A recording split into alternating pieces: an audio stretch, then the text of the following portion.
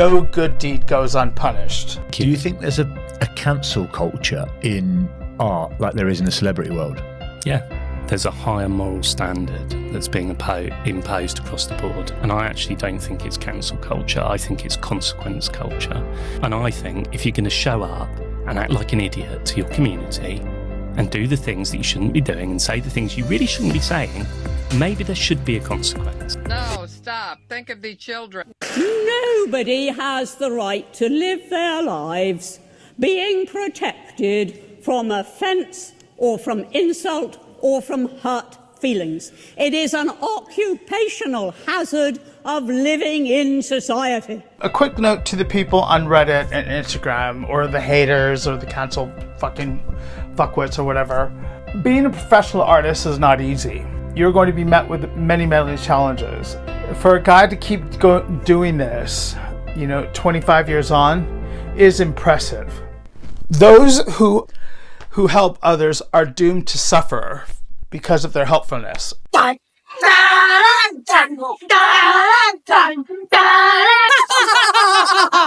pigs. Hello, everyone. My name's Henry Haight. Welcome to my channel. My chosen pronouns are... And who's old white salad with? And... Justice is your mom. If you're new here, I'm a multidisciplinary artist, and here we talk about the practice of making art, the theories, reviews, tips, tricks, madman ramblings, yada yada yada. And today is going to be a particular one. I came across some comments on social media of a particular artist that I do respect and admire. And the weird thing is that it's not necessarily drama, but my last video I posted about a particular individual who just, and that guy, Snail Man, is still fucking yada la la la la la. Anywho, I digress. It's sort of on this kerfuffle, a lot of hullabaloo about Stuart Semple. Now, Stuart Semple is a British artist, a painter and printmaker, and an activist who also is the director and creator of Culture Hustle. And Culture Hustle is a art supply company that went into competition to free up certain art products that he thought that all people should have access to particular colors and or art supplies. Case in point, Vanta Black, which is virtually solely licensed to multimillionaire Anish Kapoor. Now, Anish Kapoor is an artist. To me, his work's interesting. I don't necessarily love it. I look at the thing in the Olympic Village, that it just looks like the Statue of Liberty's torch not finished. I was in Heimberger Meinhof where he had an exhibition and he had pulleys and belts, this gel-like material, and cannons going off in a corner, and it goes over my head. I get what he's trying to do, but it's like I don't. But anyways, Vanta Black is made by a company called Nano Systems, where it sucks up 99% of light. And the irony is, black is not necessarily considered or labeled as a color. However, he took it upon himself to try to make this accessible to other artists. But because Anish Kapoor was the only artist allowed to use this, and I actually think a lot of Anish Kapoor's stuff looks like furniture or overpriced decor. It's teetering on Jeff Koons kind of stuff. Yes, it's impressive, but and I'm a size queen, but sometimes too big is just and whatever. But anywho, and to challenge this, Stuart Semple made the pinkest pink, and anyone could buy this color, and except for Anish Kapoor. And in order to buy the pinkest pink, you had to virtually sign an affidavit and swear that you have no relation, no affiliation, no commercial relation to Anish Kapoor, so that he could have access to this pigment. And lo and behold, someone gave it to Anish Kapoor, and Shots fired. So Stuart did take it upon himself to actually, he made a black of the blackest black of his version, and then a beta system where he virtually said, I'm going to try to improve on this. And since 2016, he has actually virtually tried to keep the wheels of Culture Hustle, his art company, going, where he makes these art products accessible to other artists. He's taken on the Tiffany blue, the Klein's blue. I'm a big fan. I use his stuff. He even put my art on one of the bottles for this is the 2.0 limited edition. It was me and Tim Fowler, who is just here in LA for a Freeze Week. But I digress. Anywho, recently he's posted a thing where he's going to release a sex tape. Now, when I think of the actions that Stuart Semple does, they're kind of performative, not in a performative way, but performance art, and an art happening where they're interactive and virtually, that brings in other people. He believes that art is for the people and should be for the people. Art should not be popular. Artists and intellectuals, they abdicated their responsibility. Their responsibility is to the truth of things. The artist is not responsible to me, even though I wish to see the world through the eyes of the artist. I want to know his vision, but he has no responsibility to me. His responsibility is to his vision. And, he's an anomaly because some of his paintings go for a lot of money, but yet he still tries to keep certain works as accessible to anyone. And I am a firm believer in that. There's, certain multi-level tiers that you can have within your art trajectory for people who just, want to buy a t-shirt to, buying, designer label. It changes the higher you go. But he's also received a lot of flack. And the strange thing is, like my last video about People, I think they missed the bigger picture that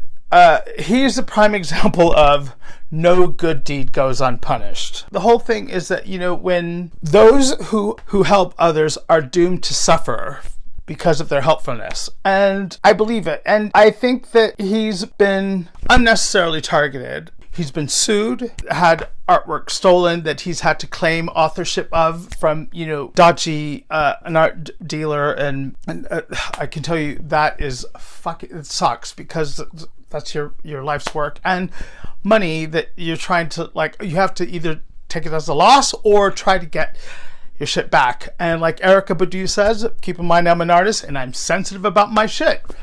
I think that a lot of artists are sensitive about what they're trying to create, because in essence they want to make the world a better place through their art. And I truly believe that the work that Stuart Semple does, he does really want to make a better place for everyone. He's an ambassador for the charity Mind.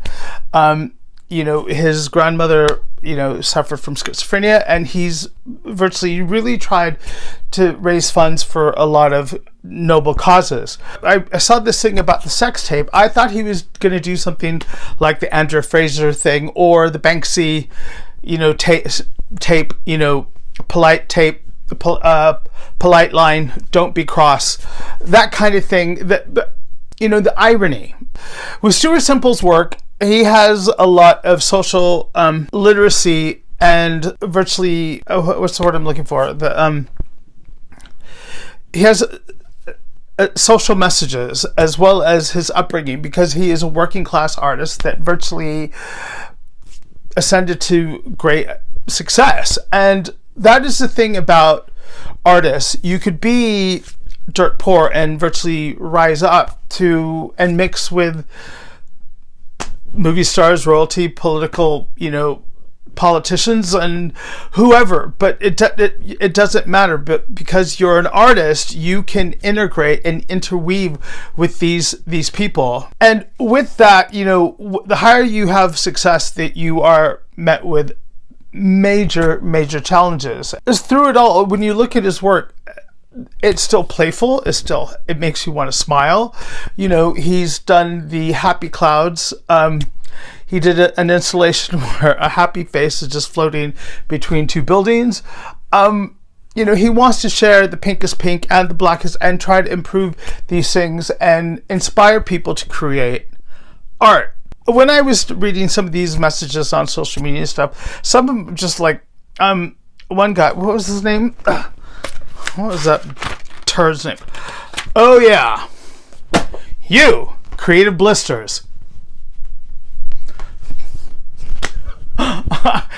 He was going to ruin him.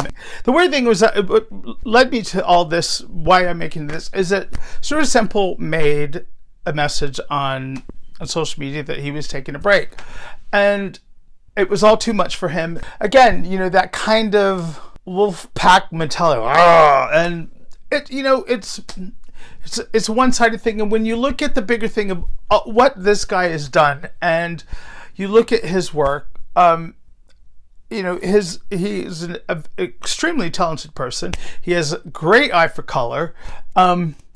His art products are fucking quality. They're not as expensive as, say, Golden or, you know, Dutch Masters and stuff like that. But, you know, they're accessible to anybody, from a starting student to, you know, a professional one.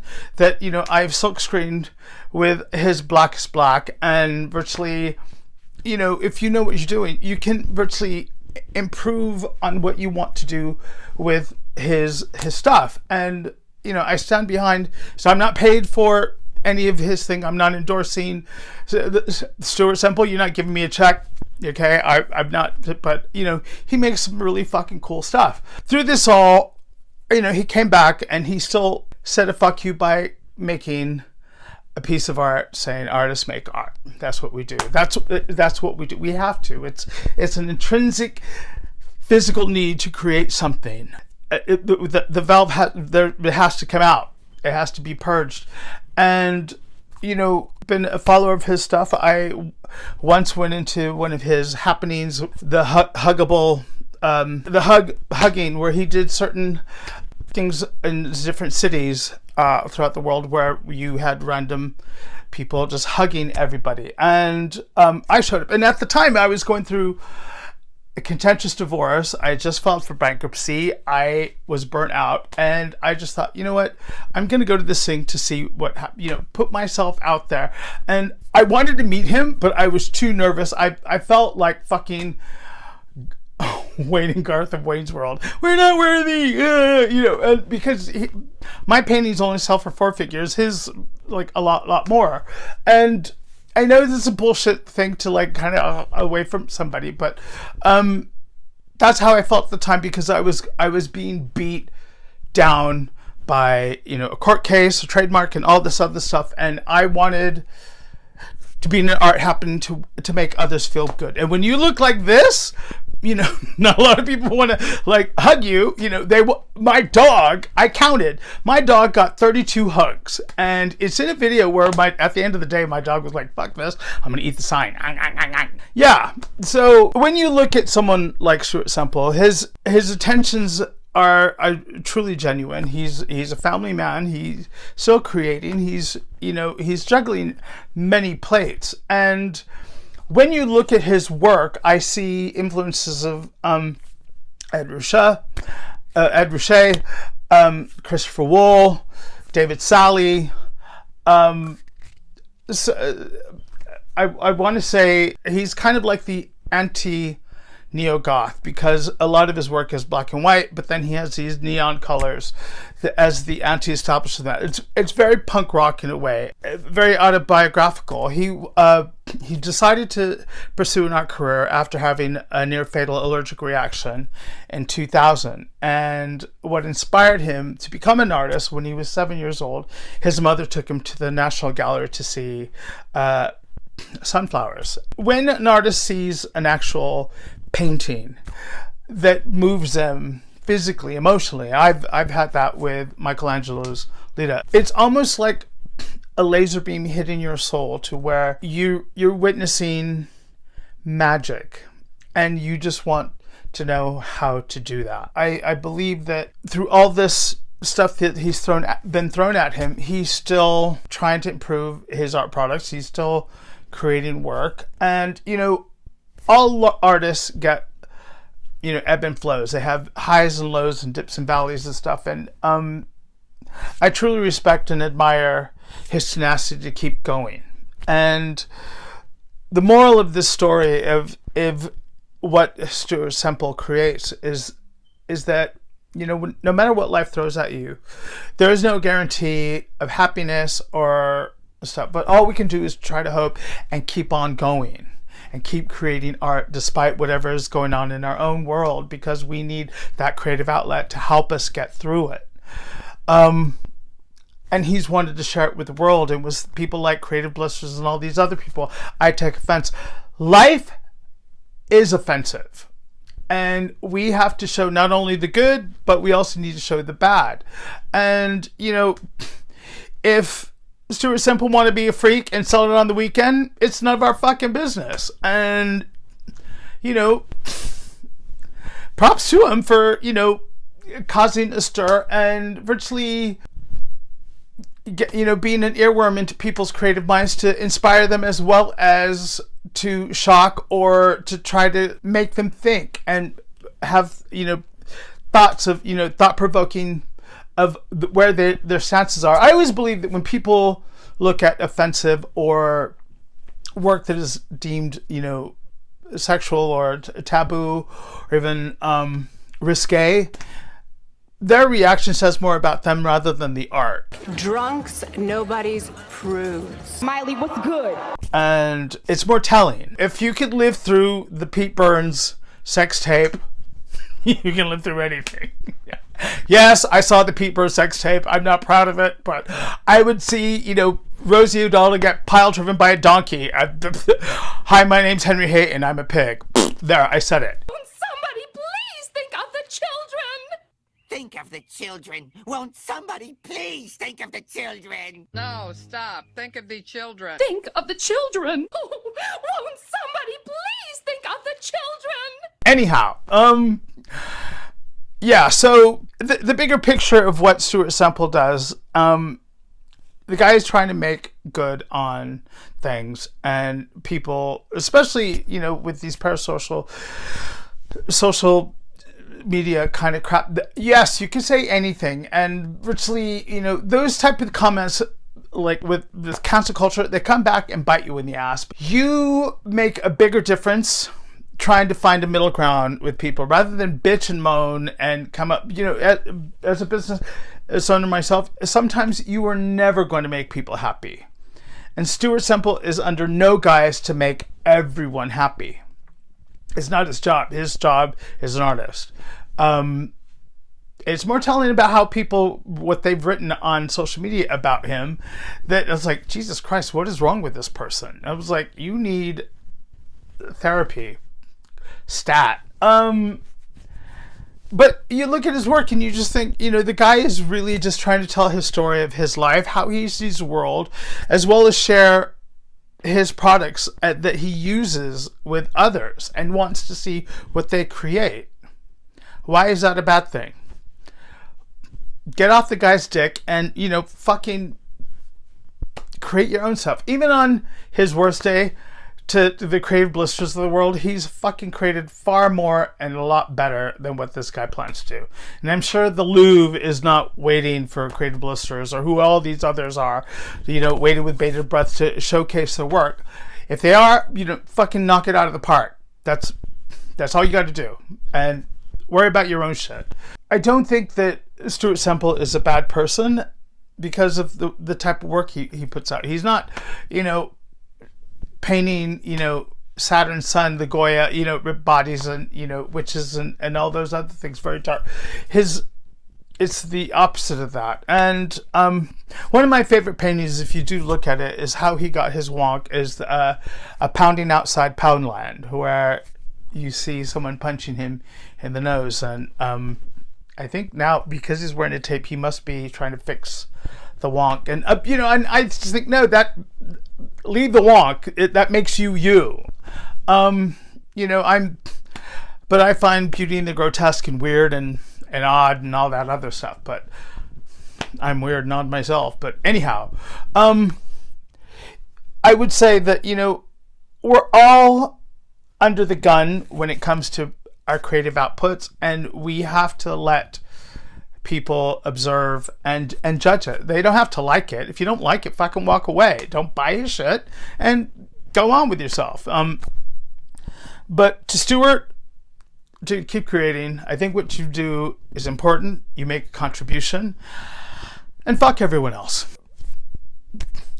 The only person he has to please is himself when he finishes a painting or when he masters a color. I know for a fact that he's pissed off, Tiffany and a few others, because there is this gatekeeping with like Pantone and Adobe, where a licensing issue. He made Freetone, a plugin for Adobe, which I don't use Adobe anymore, but I still like using the Freetone to look at the colors and trying to tweak it to see, because I'm always trying to tweak things to see, let me see what I can do with this. And that's another thing about his paints, is that they are integrative to other products, that virtually they can do tricks, tips, and stuff like that, but they are archival in quality. Again, I'm not a spokesman for him. He's not paying me for this, but I wouldn't mind a check. But he's a good guy, and I do believe that he will get through this. To that one particular person, say 5-10 years from now, you find yourself under the gun from other people giving you shit. It doesn't fucking matter. Like Snoop Dogg says, use a flea, and I'm the big dog. I scratch you off my balls with my motherfucking paws. So, with that, check out Stuart Semple's work, and his. I'll leave a link to his Culture Hustle, and virtually to you guys, keep creating no matter what anyone fucking says. So, I will leave it at that. To everyone else, thank you for joining me. Thank you for subscribing. Hit that notification button for all the latest updates and all my madman ramblings. So, I'm Henry Haight. Thank you, and keep creating. So now, if you excuse me, I have a sex tape of mine to go to. Ice, Ice Baby. And, well, I'm going to be honest, there is a few sex tapes with me, but, Hey, sure, I'll do it for $50. Oh. I've got the morals of an alley cat. And, with my actual porn past, I'm not ashamed of it. I was a consenting adult, and, one of my role models is Vanessa Del Rio, and she's like the Dolly Parton of porn, and she came out chicka chicka boom. To me, entering the insular world of porn was kind of like my version of joining the circus, because it is this taboo world with a bunch of misfits and stuff, and I was too young to make films with Andy Warhol. I'm like, well, I'll just make some porn, or and I was introduced to it by a friend, but that's a different porno in another DVD player, so I digress.